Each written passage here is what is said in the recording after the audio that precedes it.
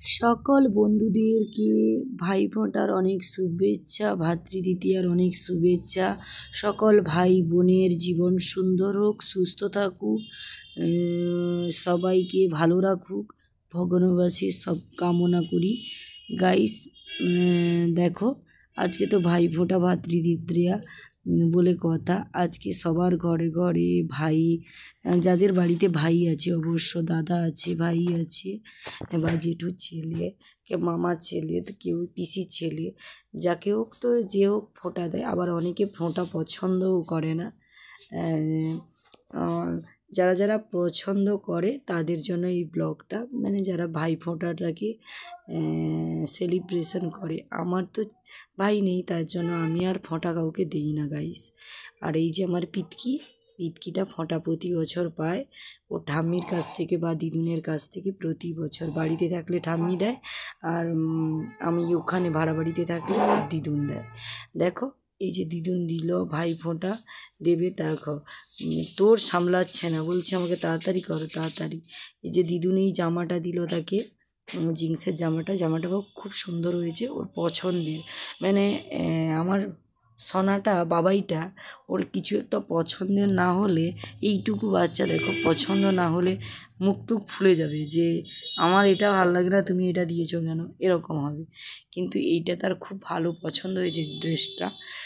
তাই দেখো খুব আনন্দ, হ্যাপি, আনন্দেই মানে পাগল হয়ে যাচ্ছে গাইস।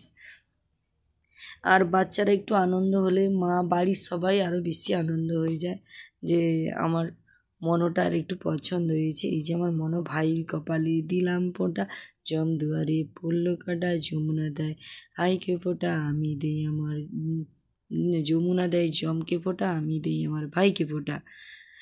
এই যে আমার করছে আমার মা, আমার বাবাইকে ফোঁটা দিচ্ছে। আর বাবাই দেখো কীরকম, আমি ক্যামেরা অন করে রাখছি বলে আমাকে ফাজলামি করছে আমার সাথে। বলছে, একবার বলছে না না আমি মিষ্টি খাবো না, ডাইরেক্ট ভাত খেয়ে নেবো গিয়ে।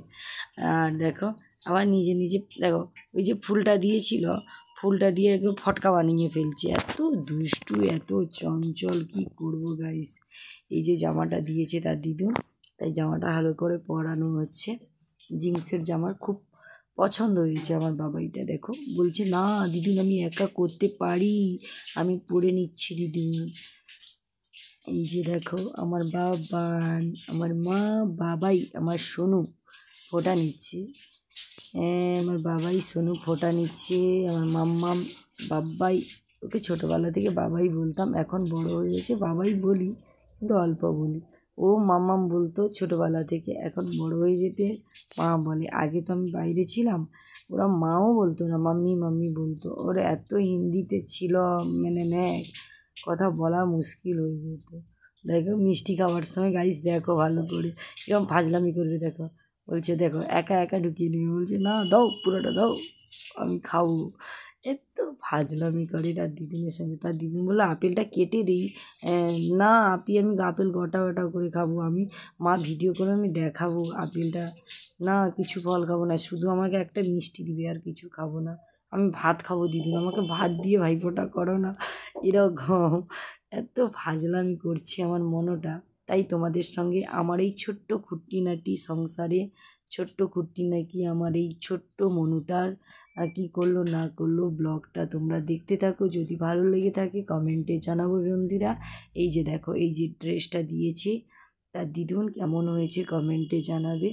এই যে আমার গোপাল, এই যে আমার মানিক, এই যে আমার সোনু, আমার তো ভীষণ পছন্দ হয়েছে।